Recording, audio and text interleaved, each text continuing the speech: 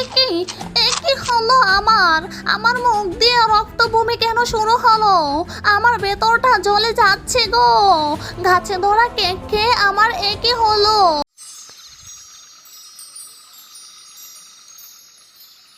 লা লা লা লা লা, আহা কি আনন্দ, আকাশে বাতাসে। কতদিন ধরে ভাবছি কেক খাবো, মা তো আমাকে টাকা দিতেই পারে না, সেজন্য এতদিন কেক খেতে পারিনি। এখন মাকে বুঝিয়ে সুঝিয়ে কান্নাকাটি করে মার কাছ থেকে টাকা নিয়ে একটা কেক কিনেছি। এই কেকটা বাড়িতে গিয়ে মজা করে খাবো। লা লা লা লা। এটা কি হলো আমার সাথে? আমার এত সুন্দর কেকটা মাটিতে পড়ে গেল। কত কষ্ট করে কান্নাকাটি করে মায়ের কাছ থেকে টাকা এনে কেকটা কিনেছি, এখন তো আমি আর খেতে পারবো না। এই গাছ, পচা গাছ, তোমার শিকড়ে আমি পড়ে আমার কেকটা নষ্ট হয়ে গেল। গাছটা এত পচা কেন? আহারে, আমার শেকড়ে হুচুট খেয়ে পড়ে মেয়েটার কেকটা নষ্ট হয়ে গেল। ইস, কত কাঁদছে মেয়েটা। আমার শিকড়গুলো না হয়েছে এখানে সেখানে শুধু ছড়িয়ে ছিটিয়ে পড়ে, একদম কথা শুনে না।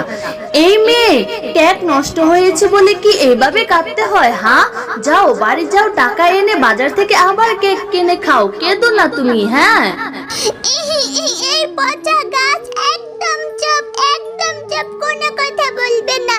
আমার মায়ের কাছে কোনো টাকা নাই। আমার মা অন্যের বাড়িতে কাজ করে, মাকে বুঝিয়ে সুঝিয়ে কান্নাকাটি করে মার জমানো টাকা থেকে কিছু টাকা এনে কেকটা কিনেছি কেক খাওয়ার জন্য। আমার কত ইচ্ছে ছিল, অনেক দিন ধরে কেক খাবো বলেছি। কেকটা বাড়িতে নিয়ে যাচ্ছিলাম, মাকে একটু দেব আর আমি একটু খাবো। হলো না, আমার কেক খাওয়া হলো না। তোমার এই দুষ্ট শিকড়ের জন্য পড়ে আমার কেকটা নষ্ট হয়ে গেল। আর তুমি কিনা বলছো বাড়িতে গিয়ে টাকা এনে আবার বাজারে গিয়ে কেক কিনে খাবো। আমরা কি বড় লোক? হ্যাঁ, বলো, আমরা কি বড় লোক? এত টাকা কোথা থেকে আনবো? আমার মা অন্যের বাড়িতে কাজ করে। আমার আর কেক খাওয়া হলো না। আহারে, মেয়েটার কথা শুনে মনে হচ্ছে সে ভীষণ গরিব। আমার শেকড়ে হোঁচট খেয়ে পড়ে গিয়ে ওর এত কষ্টের কেনা কেকটা নষ্ট হয়ে গিয়েছে। এবার আমি তাকে আবার আগের আনন্দ ফিরিয়ে দেব। আর অনেক দিন হলো আমি কোনো গরিবদের সাহায্য করি না, এখন সুযোগ এসেছে, এখনই আমি তাকে সাহায্য করব। আচ্ছা, শোনো, তুমি আর কেঁদো না। আমার জন্য তোমার কেক নষ্ট হয়েছে তো, তবে এর প্রতিকার আমিই করব। এই যে আমার গাছের উপরে যে একটা ফুল দেখতে পাচ্ছ, এই ফুল তুমি বাড়িতে নিয়ে যাও, তোমার সব সমস্যার সমাধান হয়ে যাবে। এইটা বাড়িতে নিয়ে তুমি মাটিতে রোপণ করে দাও, দেখবে তোমার সব সমস্যার সমাধান হয়ে গিয়েছে মিষ্টি মেয়ে। ঠিক আছে, তুমি যখন এত করে বলছো, তবে আমি তোমার গাছের ফুলটা নিয়ে যাব। তোমার কথা মতো বাড়িতে গিয়ে রোপণ করে দেব, যাও।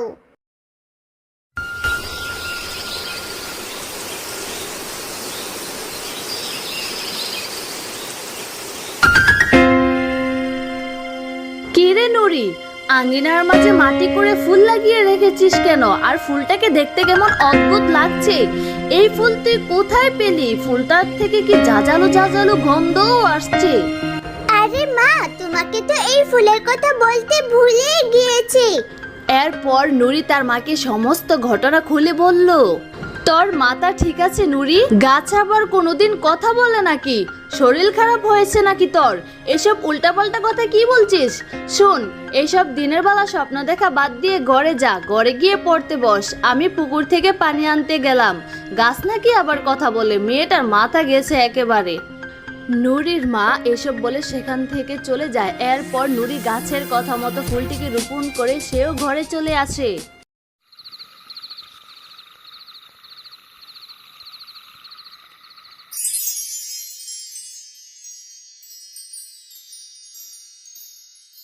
মিষ্টি আপুরা, ভাইয়ারা এবং ছোট্ট বন্ধুরা, আমাদের ভিডিওর বাকি অংশটুকু দেখার আগে আমাদের চ্যানেলটা লাইক, কমেন্ট এবং সাবস্ক্রাইব তো করো প্লিজ।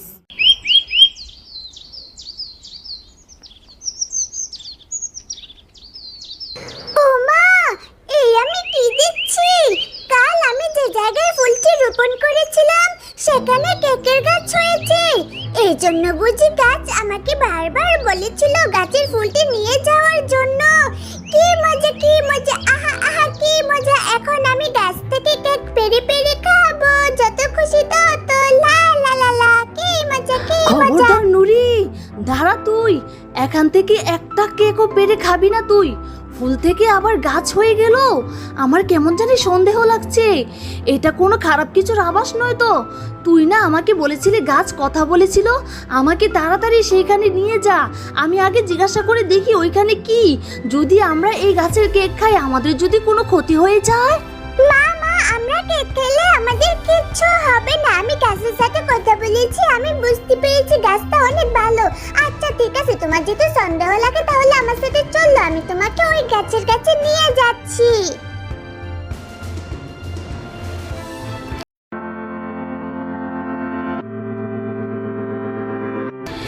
এই গাছ, বলো তুমি আমার মেয়েকে কেন ফুল দিয়েছিলে? যা থেকে কেকের গাছ হয়েছে কোনো খারাপ কিছুর উদ্দেশ্য না তো তোমার? আমার মেয়েটাকে ফাঁসাতে চাইছো? হ্যাঁ, নিশ্চয়ই কেক খেলে আমাদের কোনো ক্ষতি হয়ে যাবে, তাই না? না হয় তুমি কেন আমার মেয়েকে ফুল দিবে, ফুল দিয়ে উপকার করবে? না না গো, তুমি সম্পূর্ণ ভুল বুঝছো আমাকে। আমি তোমার মেয়ের মুখে সুখ এনে দিয়েছি। তোমার মেয়ে কান্না করতেছিল তার কেক হাত থেকে পড়ে যাওয়াতে। তোমরা নাকি অনেক গরিব, আমি তাই ওই ফুলটা দিয়েছি সাহায্য করার জন্য। ওই ফুল থেকে যে গাছ হবে সেই গাছের কেক বিক্রি করে তোমরা ভালোভাবে জীবনযাপন করতে পারবে, আবার কেক খেতেও পারবে। এভাবে তোমরা ভালো মতো তোমাদের দিন কাটাতে পারবে।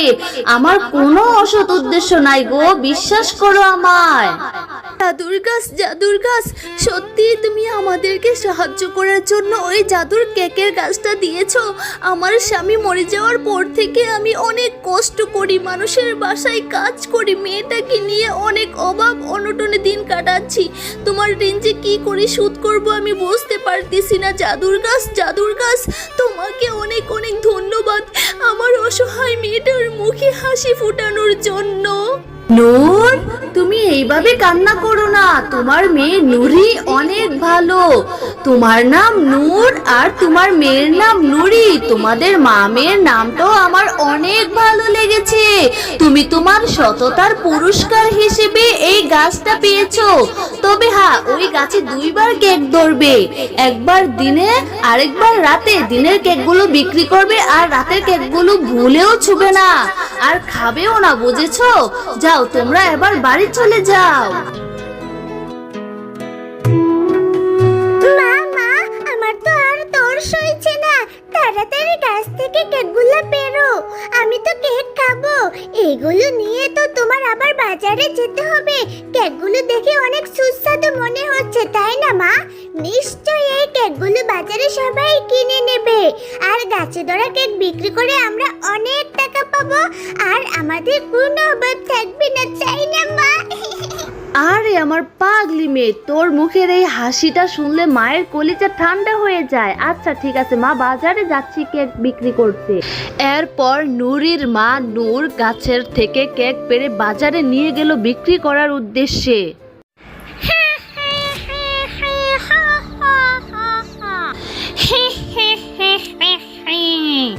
এতদিন আমি এটার অপেক্ষায় ছিলাম।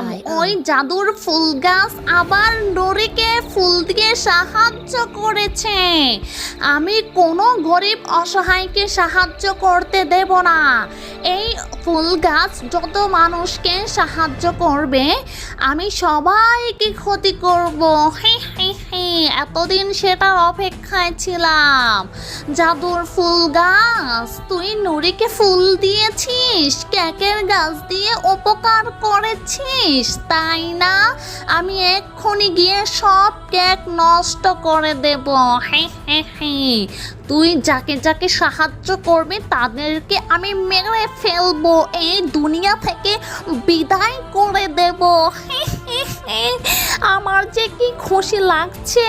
যাই যাই, এক্ষুনি গিয়ে কেকের গাছটাকে নষ্ট করে ওই নূর আর নুরিকে খতম করে দিয়ে এই দুনিয়া থেকে বিদায় করে দিয়ে আসি।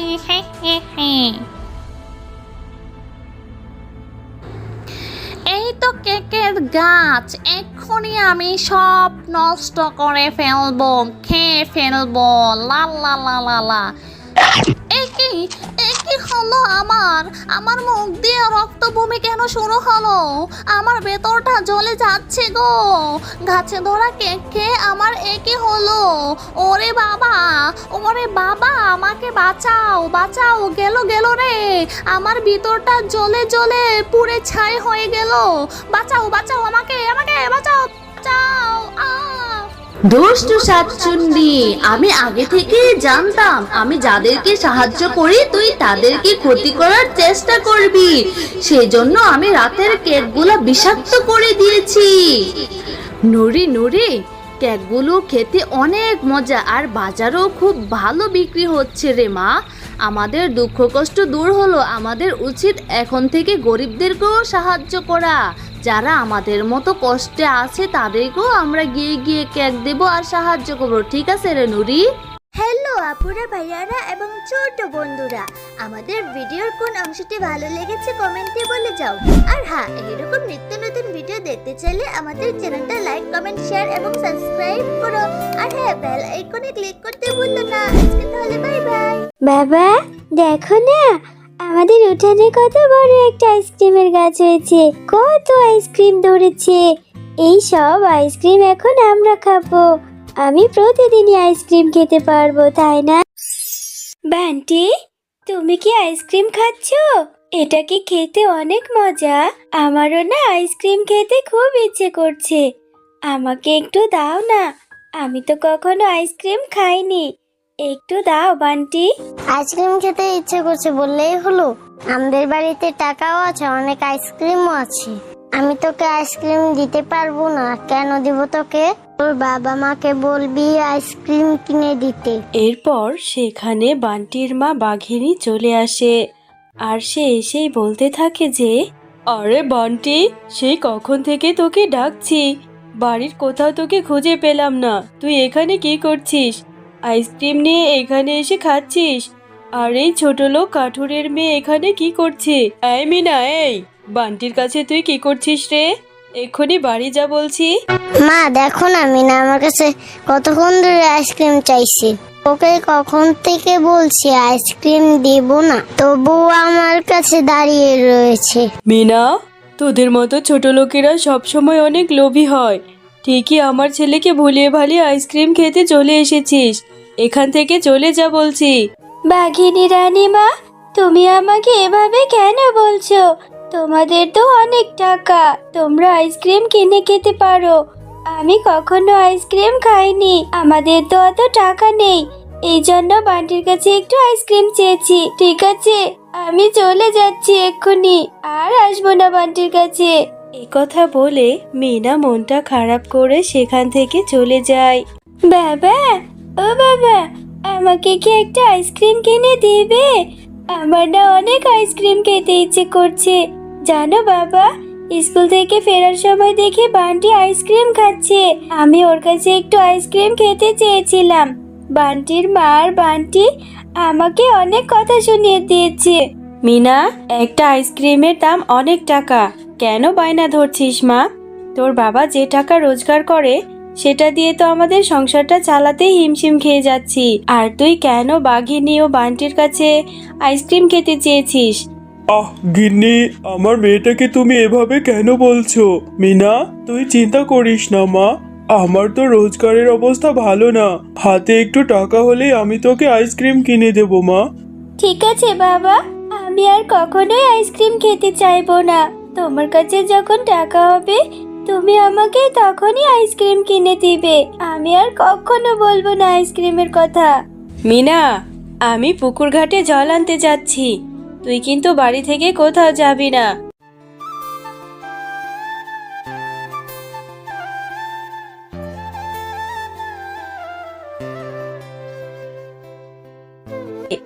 আরে, এই পুকুর ঘাটে এই বুড়িটা কি করছে? আবার এখানে দেখছি 1000 টাকার একটা নোটও পড়ে আছে। তাহলে কি এই টাকাটা ওই বুড়িমার? বুড়িমা, ও বুড়িমা, এখানে কি করছেন আপনি? এই যে এখানে টাকা পড়ে আছে, এই টাকাটা কি আপনার? আরে, বুড়িমা তো কথাই বলছে না। এখানে তো বুড়িমা ছাড়া কেউই নেই, তাহলে টাকাগুলো কারই হবে? বুড়িমা, আপনি এদিকে তাকান, কথা বলছেন না কেন? আপনার টাকাটা তো নিয়ে নিন। শিয়ালিনী, আমি এখানে টাকাটা রেখে তোমাকে পরীক্ষা করছিলাম। তোমার মনে সত্যি কোনো লোভ নেই, তুমি অনেক ভালো, তাই আমি তোমাকে সাহায্য করতে চাই। তুমি বলো তোমার কি প্রয়োজন, আমি তোমাকে দিয়ে সেটা সাহায্য করব। আমার তেমন কিছু চাই না পরি, আমি যে একজন হতভাগিনী মা। আমার মেয়েটা আমার কাছে একটা আইসক্রিম খেতে চেয়েছে, টাকার অভাবে আমি ওকে একটা আইসক্রিম কিনে দিতে পারিনি। তোমার যদি দেওয়ার থাকে আমাকে একটা আইসক্রিম দাও, যাতে আমি আইসক্রিমটি নিয়ে আমার মেয়েকে দিতে পারি। শিয়ালিনী, তুমি আর কেঁদো না, এই নাও, এই গাছের চারাটি আমি তোমাকে দিয়ে দিচ্ছি। এটা বাড়িতে নিয়ে রোপণ করবে, কালকে দেখতে পাবে এই গাছটাতে অনেক আইসক্রিম ধরবে। তুমি সত্যি বলছো পরি? সত্যি এই গাছটাতে আইসক্রিম হবে? তাহলে তো ভালোই হবে, আমার মেয়েটাকে আমি আইসক্রিম খাওয়াতে পারবো। তোমাকে যে কি বলে ধন্যবাদ দেব, তুমি অনেক ভালো গো। এরপর শেফা শিয়ালিনী পরীর দেওয়া সেই চারা গাছটি বাড়িতে নিয়ে যায় আর বাড়িতে নিয়ে তার উঠোনের সামনে রোপণ করতে থাকে। আরে গিন্নি, তুমি এখানে কি করছো? এই চারা গাছটা কোথায় পেলে? এই চারা গাছটা উঠোনে রোপণ করছো কেন? এরপর শেফা শিয়ালিনী মিচকে শিয়াল ও তার মেয়ে মিনাকে সবকিছু খুলে বলতে থাকে। মা, তুমি সত্যি বলছো এই গাছটা থেকে আইসক্রিম হবে? তাহলে তো অনেক মজা হবে, আমি প্রতিদিন অনেক অনেক আইসক্রিম খেতে পারবো, তাই না মা?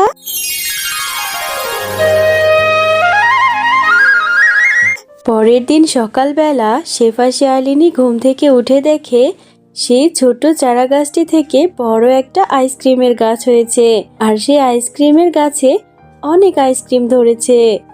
মা, বাবা, দেখো না, আমাদের উঠানে কত বড় একটা আইসক্রিমের গাছ হয়েছে, কত আইসক্রিম ধরেছে।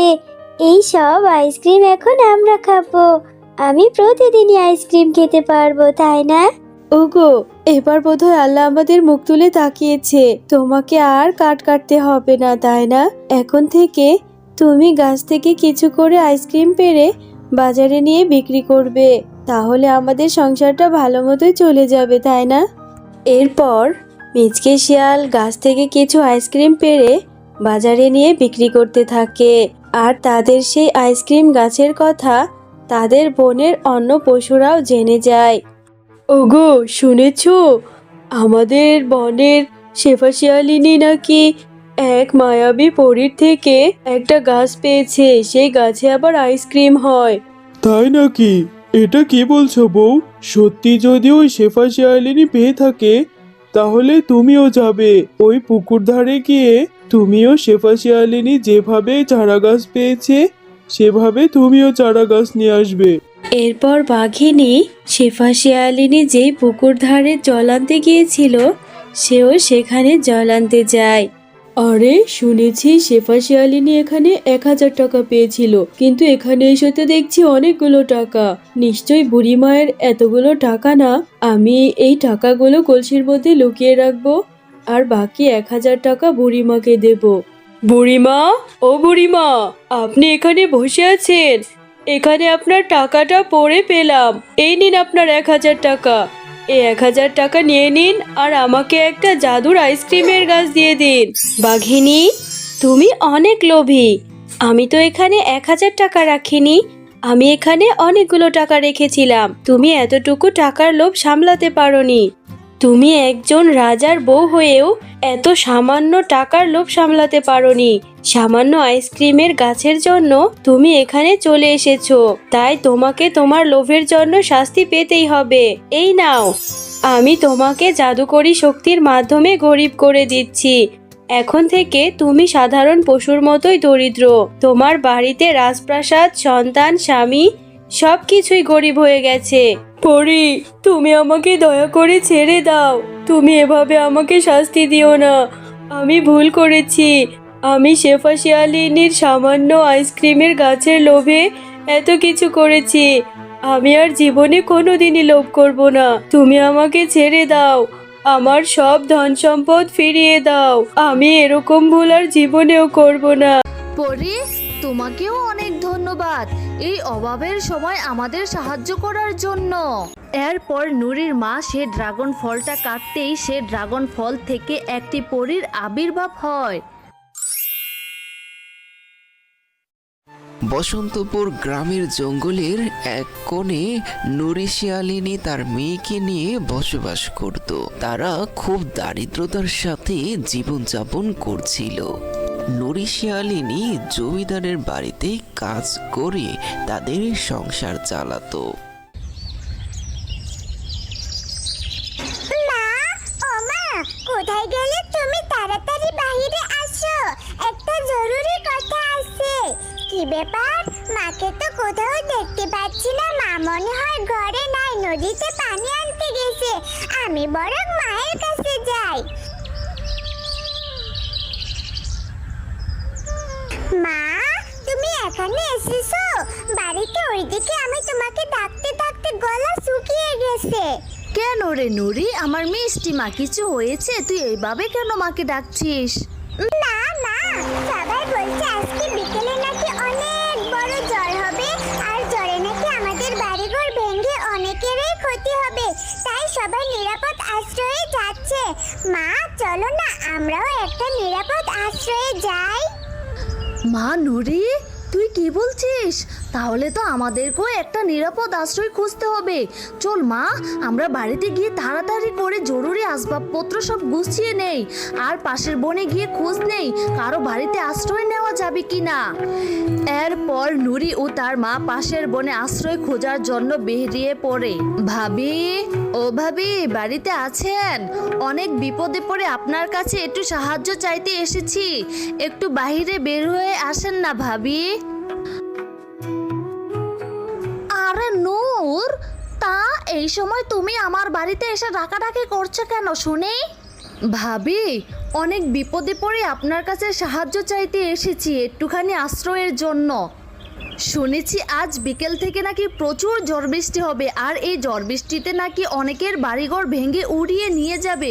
বলছি কি ভাবি, আমাদের বাড়ির আশপাশে আমাদের কোনো আত্মীয় স্বজন নেই, তাই বলছি কি আপনার বাড়িতে যদি 2 দিন বা 3 দিন আমাদের থাকার ব্যবস্থা করে দিতেন তাহলে বড্ড উপকার হতো। এই নুরি, দেখলি দেখলি, তোর মায়ের কথা শুনলি? তুই দেখলি কি ফকিন্নির মতো আমার কাছে আশ্রয় চাচ্ছে? এইটা কোনো আশ্রয় কেন্দ্র না, বুঝলি? আর তোদের মতো ভিখারিদের জন্য আমার এত সুন্দর দালানটা আমি বানাইনি। এইটা আমার দালান, যে ইচ্ছে সে আমার দালানে থাকতে যাবে আর আমি থাকতে দেব? এইটা কি করে ভাবলি তুই? হ্যাঁ, আর তোদের মতো গরিবদের দেখলে তো আমার বমি পায়, এখনো বমি পাচ্ছে।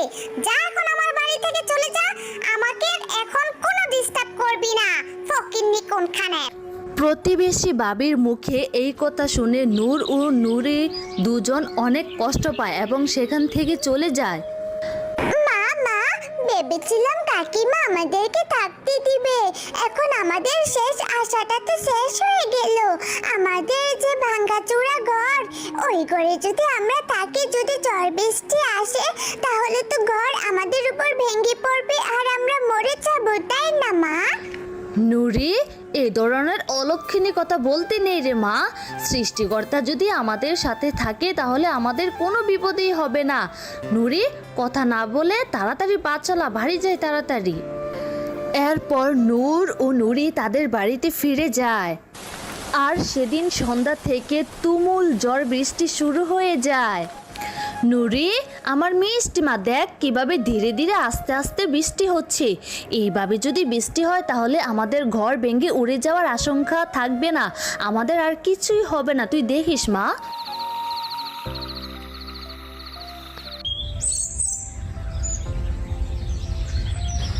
নুরি, আমার মিষ্টি মা, বৃষ্টি তো বন্ধ হয়ে গিয়েছে, আকাশও একদম পরিষ্কার হয়ে গিয়েছে। তুই বাড়িতে থাক, আমি বনে গিয়ে দেখি কোনো ফল পাই কিনা। ফল পেলে আমি তোর জন্য নিয়ে আসবো, তুই কোনো চিন্তা করিস না মা। তাহলে যাই। হ্যাঁ মা, আমিও তোমার সঙ্গে যেতে চাই। আমার বাড়িতে একা একা থাকতে অনেক ভয় করে। আর তাছাড়া এই বনের সবাই তো বন ছেড়ে চলে গিয়েছে। আমি তাহলে কার সঙ্গে খেলবো মা? তুমি বরং আমাকে তোমার সঙ্গে নিয়ে চলো না মা। মা আরে আমার মিষ্টি মেয়ে, পাগলি মেয়ে, কিভাবে যে বায়না করে! তুই যেভাবে মাকে বলিস আর মামা করে ডাকিস, মা কি তোর আবদার না রেখে পারবো? আমার পাগলি মেয়ে, মিষ্টি মেয়ে, চল মায়ের সাথে, দুজনে যাই একসাথে তাহলে। মা মা তুমি অনেক ভালো, আমার সোনা মা, আমার মিষ্টি মা। আমাকেও যদি সঙ্গে করে নিয়ে যাও, দুজন মিলে অনেকগুলো ফল কুড়িয়ে আনতে পারবো, তাই না? আরে আমার পাগলি মেয়ে, কথা না বাড়িয়ে তাড়াতাড়ি চল, না হয় একটু পরেই বলবি মা আমার তো ক্ষুধা লেগেছে, কিছু খেতে দাও, তখন আমি তোকে কি দেবো? হ্যাঁ, চল চল তাড়াতাড়ি যাই। এরপর নুরি শিয়ালিনী তার মায়ের সাথে জঙ্গলের ভেতরে নদীর পাড়ে একটি গাছের নিকট দাঁড়ায়। মা দেখো না, কি কাণ্ড! ওই মিষ্টি আপুরা, ভাইয়ারা এবং ছোট্ট বন্ধুরা, আমাদের ভিডিওর বাকি অংশটুকু দেখার আগে আমাদের চ্যানেলটা লাইক, কমেন্ট এবং সাবস্ক্রাইব তো করো প্লিজ। রাস্তাতে গাঢ় গোলাপি রঙের একটা ফল ধরে আছে। ওই ফলটা দেখতে কত সুন্দর। মা ওই ফলটা আমাকে পেড়ে দাও না। ওই ফলটা দেখতে কত সুন্দর, খেতেও অনেক মজা হবে, তাই না মা? ও বা, এটা আমি কি দেখছি! অবাক করা বিষয় নুরি, দেখ দেখ, লেবু গাছে আবার ড্রাগন ফল হয়! সৃষ্টিকর্তার কি মহিমা রে নুরি মা আমার! এই ফলটার নাম ড্রাগন। আহা রে, কি দেখলি, লেবু গাছে ড্রাগন ফল ধরেছে, তাও আবার একটা। দাঁড়া, তোকে এক্ষুনি মা ড্রাগন ফলটা পেড়ে দিচ্ছি। মা মা ড্রাগন ফল খেতে কি অনেক মজা! মা মা আমার যে আর তোর সইছে না, তাড়াতাড়ি ড্রাগন ফলটা আমাকে পেড়ে দাও, আমি যে খাবো।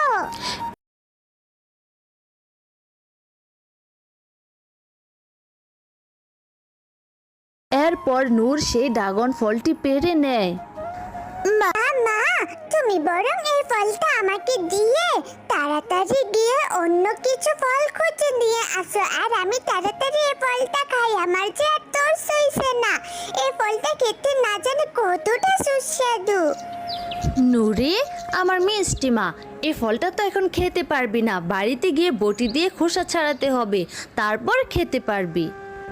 ঠিক আছে মা, তাহলে তাড়াতাড়ি আর কিছু ফল কুড়িয়ে চলো আমরা বাড়ি চলে যাই।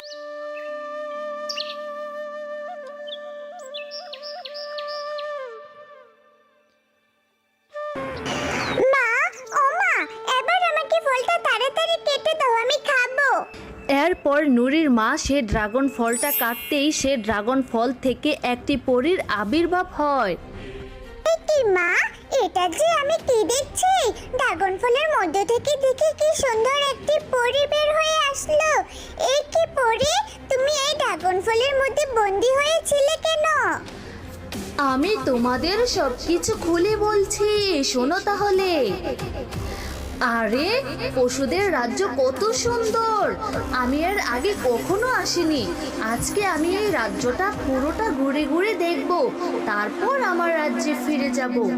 আরে এ কি সুন্দর, ওই গাছটাতে কত লিচু ধরে আছে, আর আমার তো খুব ক্ষুধা লেগেছে, আমি বরং ওইখান থেকে কিছু লিচু খেয়ে নেই। আরে বাহ, লিচুগুলো তো দেখতে যেমন সুন্দর, খেতেও সুস্বাদু। তারপর আমি যখন এগুলা বলছিলাম আর লিচু খাচ্ছিলাম, ঠিক তখনই গাছের নিচে এক তান্ত্রিক বাবা বসে ধ্যান করছিল। ঠিক তখনই ওই মুহূর্তে আমার হাত থেকে একটি লিচু ফুসকে তান্ত্রিক বাবার মাথায় পড়ে যায়। তান্ত্রিক বাবার ধ্যান ভঙ্গ হয়ে যায়। কার এত বড় সাহস আমার গায়ে ঢিল ছুঁড়ে আমার ধ্যানটাকে নষ্ট করে দিল?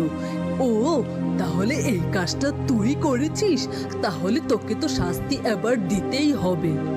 না না তান্ত্রিক বাবা, আমি ইচ্ছে করে ফেলিনি, দয়া করে আমাকে ক্ষমা করে দিন, আমাকে যেতে দিন প্লিজ তান্ত্রিক বাবা।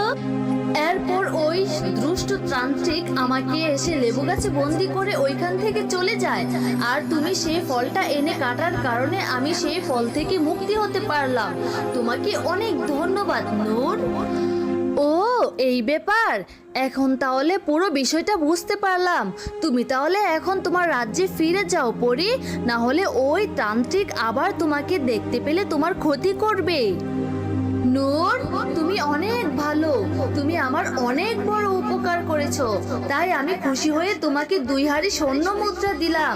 এইগুলা বিক্রি করলে তোমাদের অভাব দূর হয়ে যাবে। পরি, তোমাকেও অনেক ধন্যবাদ এই অভাবের সময় আমাদের সাহায্য করার জন্য।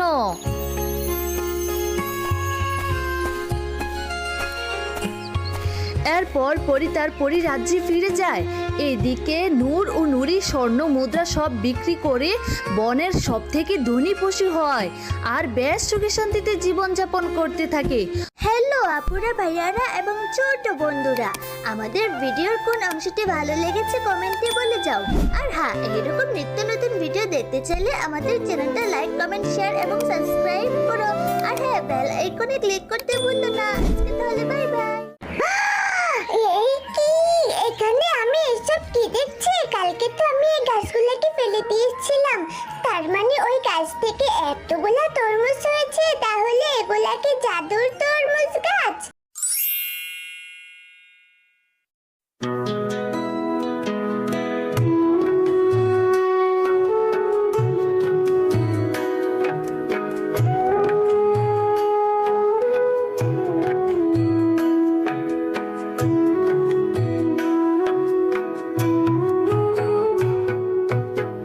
দেখ দেখ, বাড়িতে শত শত কাজ পড়ে থাকতে এই হতচ্ছাড়ি কোথায় গিয়ে জানি বসে আছে। নুরি, এই নুরি, কোথায় গেলি তুই? মামি, মামি, আমাকে ডেকেছিলে? ডাকবো না তো, তোর নাম ধরে কীর্তন গাইবো? এই হতচ্ছাড়ি, কোথায় ছিলি? মামি, মামি গো, কাজ করে অনেক ক্লান্ত লাগছিল, তাই ঘরে গিয়ে একটু বিশ্রাম নিচ্ছিলাম। তুই আমাকে কাজের খোঁটা দিচ্ছিস? শুধু কাজ করছিলে না ছাই, শুধু রান্না করে মহাভারত উদ্ধার করে ফেলেছেন আপনি, তাই না? মামি, মামি, আমি তো শুধু রান্না করিনি, রান্নার সাথে সাথে ঘর গুছানো, কাপড় ধোয়া, থালা বাসন ধোয়া সব কিছুই শেষ করেছি। ওরে বাবা রে, যেইটুকু মেয়ে কাজ করেছে, কাজের আবার হিসাব করেও রেখেছে। এই বলি হতচ্ছাড়ি, এই বাড়িতে যে তুই যে খাবারগুলা খাচ্ছিস, গিলছিস, ওইগুলা কি ফ্রিতে আসে? তুই যে কাজ আবার গনেও রাখিস। মামি, মামি, এই চপ চপ চপ, কিসের মামি? হ্যাঁ হ্যাঁ হ্যাঁ, তুই যে এই বাড়িতে ফিরি ফিরি খাচ্ছিস, জামা কাপড় পাচ্ছিস, এগুলো ভুলে যাচ্ছিস, আবার কাজের হিসাব করে রাখছিস। মামি, মামি গো, আমি কাজের হিসাব করিনি, তুমি বলেছিলে তাই বললাম। আচ্ছা বাদ দাও, আমাকে কি জন্য ডেকেছো, কি করতে হবে সেটা বলো। কিসের জন্য ডাকবো আবার? ঘরের মধ্যে ওই কোণাতে অনেকগুলা কাপড় জমে আছে, ওইগুলা ধুয়ে ফেলেন গিয়ে যান। মামি, মামি, আমি ধুয়ে ফেলেছি তো। আরো কিছু কাপড় চোপড় পরে আছে, ওইগুলা গিয়ে ধুয়ে নিয়ে আস যা। এরপর নুরি এক বালতি কাপড় চোপড় নিয়ে পুকুরে চলে আসে ধোয়ার জন্য।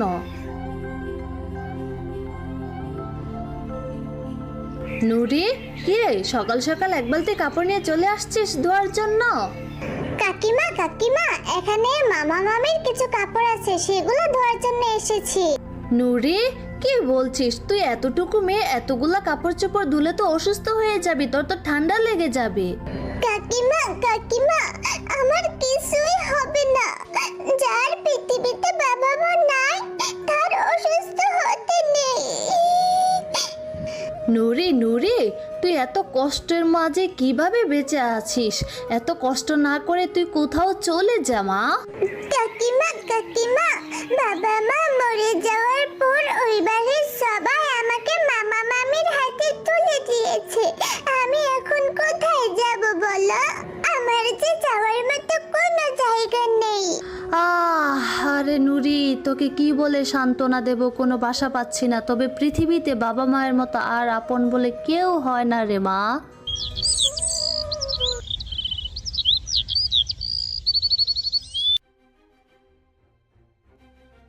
আরে আরে, কি ব্যাপার? আজকে কোথাও কোনো খাবার নেই কেন? দেখি তো উনুনটা। আরে আরে, চুলাতে তো আগুন জ্বলছে না, তার মানে ওই নুরির বাচ্চা আজকে রান্না করেনি। এত বেলা হয়ে গিয়েছে, ও এখনো রান্না করলো না, খাবো কি? আজকে ওর একদিন কি আমার একদিন। এই বলে নুরির মামি নুরির রুমে আসে। নুরি ঘুমাচ্ছে দেখে নুরির মামি রেগে নুরির মুখে পানি ছুঁড়ে মারে। এই কি মামি তুমি? হতচ্ছাড়ে, কেন? তুই কি তোর মরা মাকে ভেবেছিলি নাকি? মামি মামি এইভাবে কেন বলছো? আমার শরীরটা ভালো লাগছে না, আমার না খুবই জ্বর, আর এই অবস্থায় তুমি আমাকে পানি ছুঁড়ে মারলে। ঢং ঢং ঢং করছিস তাই না? জ্বর নেই, বৃষ্টি নেই, তোর এখন জ্বর উঠেছে, তুই আমাকে গাধা ভেবেছিস? মামি মামি গো, কালকে যে এক বালতি কাপড় ধুয়েছি, অনেকক্ষণ পানিতে ভিজেছিলাম, সেজন্য আমার ঠান্ডা লেগে গেছে। নেকামো করছিস তাই না? সকালে রান্না করিসনি কেন? এখন আমি কি খাবো? হ্যাঁ মামি মামি গো, বিশ্বাস করো, আমি শোয়া থেকে উঠতে পারছি না, আমার শরীরটা খুবই খারাপ লাগছে। আজকে রান্নাটা তুমি করে দাও না মামি। কি? তোর এত বড় স্পর্ধা, তুই আমাকে রান্না করতে বলিস? দাঁড়া, আজকে তোকে দেখাচ্ছি মজা।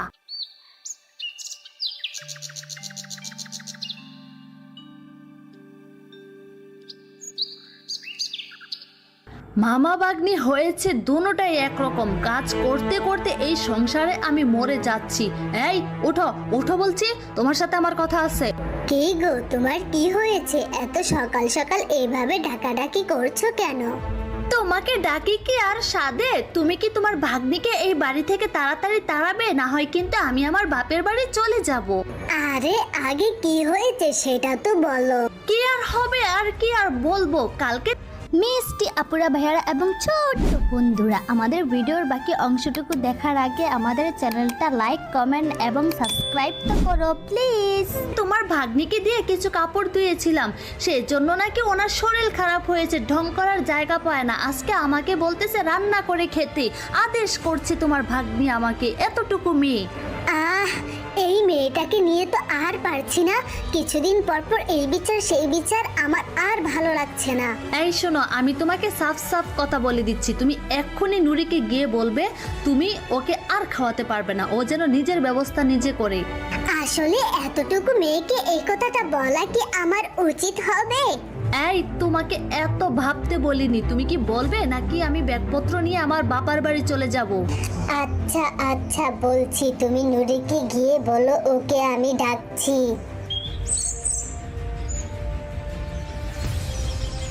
এই যে মহারানী, জমিদারের মতো বসে আছে, তোকে তোর মামা ডাকছে।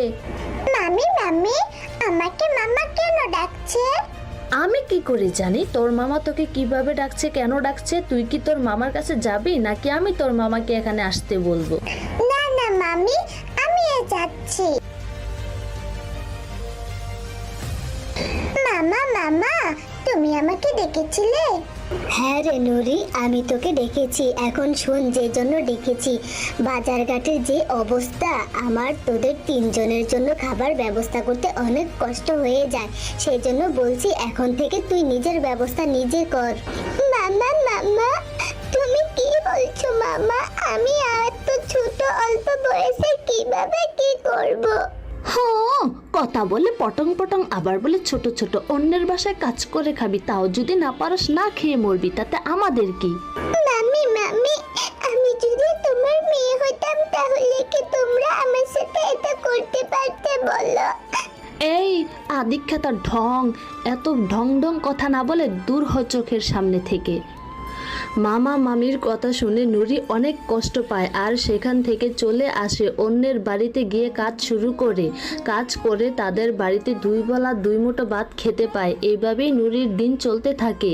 কাকিমা কাকিমা, আমি এখন তাহলে যাই, অনেক বেলা হয়ে গিয়েছে, সন্ধ্যা হয়ে গেল।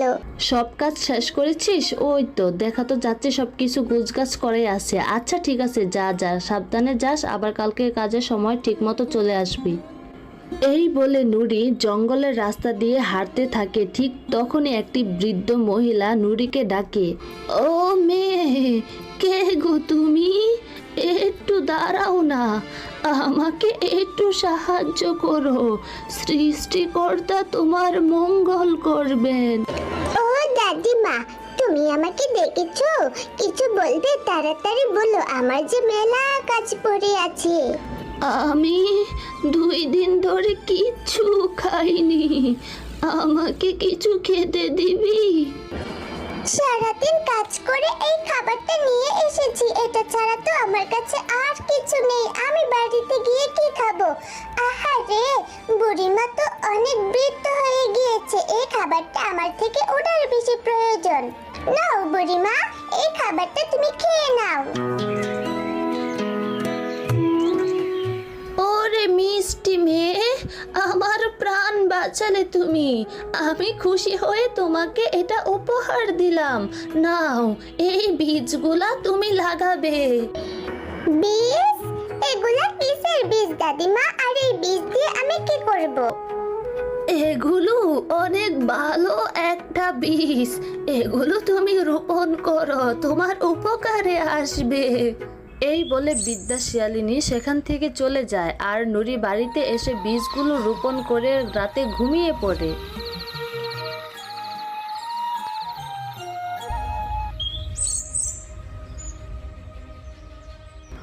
কত বড় সাহস আমার উঠোনে আমাকে না বলে গাছ রোপণ করা! আমি তা কখনোই হতে দেব না। মামি, কি হয়েছে তোমার? তুমি এইভাবে রেগে আছো কেন? সকাল সকাল এভাবে চিৎকার কেন করছো? চিৎকার করব না তাহলে কি কীর্তন গাইবো? তুই আমাকে না বলে আমার উঠানে কেন গাছ লাগিয়েছিস হতচ্ছাড়ি? আরে আরে, এগুলো তো আমি কালকে রাত্রে রোপণ করেছিলাম, এক রাতেই গাছ হয়ে গেল। এই হতচ্ছাড়ি নুরি, মনে মনে কি বিড়বিড় করছিস? কথা কেন বলছিস না? মামি, ঘরের সামনে যদি আমি গাছ রোপণ করি তাতে কি হয়েছে? তোমরা তো বলেছো আমার নিজের খরচ যেন নিজে বহন করি, তাহলে যদি আমি গাছ লাগিয়ে একটু নিজের খরচটা নিজে বহন করি তাহলে কেন এমন করবে মামি? এটুকু সুযোগ তো অন্তত আমাকে দাও। হতচ্ছাড়ি, তোর মুখ থেকে আমি এত কথা শুনতে চাচ্ছি না। তুই কি আমার ঘরের সামনে থেকে গাছগুলো উঠাবি নাকি আমি কেটে কুটে ফেলে দেব? মামি, ঠিক আছে, আমি উঠাচ্ছি, আর কিছু করবো না তোমাদের আঙ্গিনায়। এই বলে নুরি গাছগুলি তুলে ফেলে এবং গাছগুলি পুকুরে ফেলে দেয়। আর কিছু করবো না তোমাদের আঙ্গিনায়। বাবা মা নাই বলে তোমরা আমার সাথে এমন করছো। দেখবে উপরওয়ালা একদিন তোমাদের বিচার করবে।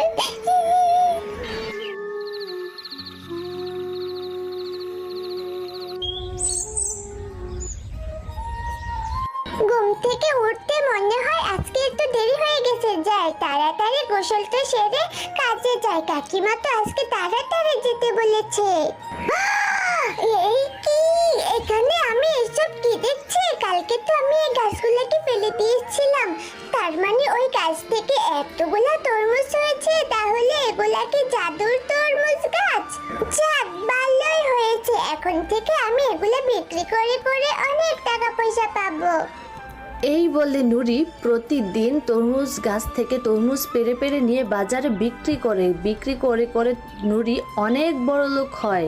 এইভাবেই নুরি সুখে শান্তিতে জীবন কাটাতে থাকে।